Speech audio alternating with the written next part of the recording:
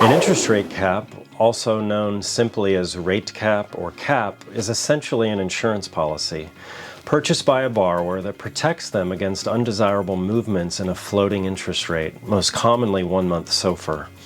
Typically, what drives the need for a rate cap is that it's simply required by the lender to close a loan, but the need can also be driven by the borrower's desire to establish protection against a worst-case interest rate to sleep better at night.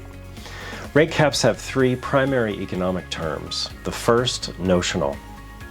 It's the dollar amount covered by the cap, typically equating to the loan amount. Second, the rate cap's term. That's the duration of the cap, typically 2 or 3 years and usually shorter than the loan term. Third, the strike rate.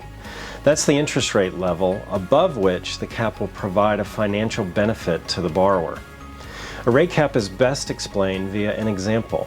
Let's assume that the level of protection provided by the rate cap, called the strike rate, is 5.5% and 1-month SOFR rises to 6%.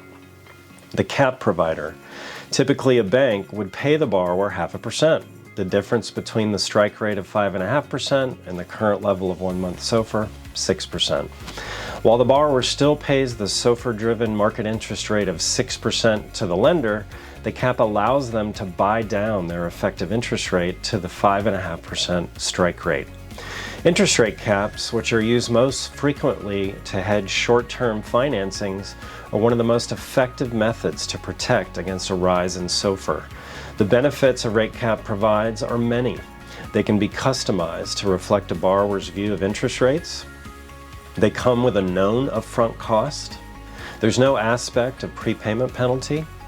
They can be auctioned among the banks so that the borrower has the opportunity to buy a rate cap at the lowest available cost.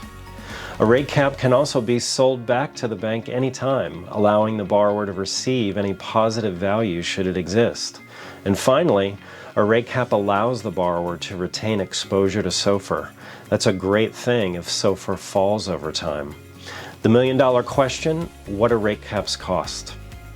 While the cost is very specific to the individual rate cap's unique economics, just know that the higher the strike rate, the lower the cost.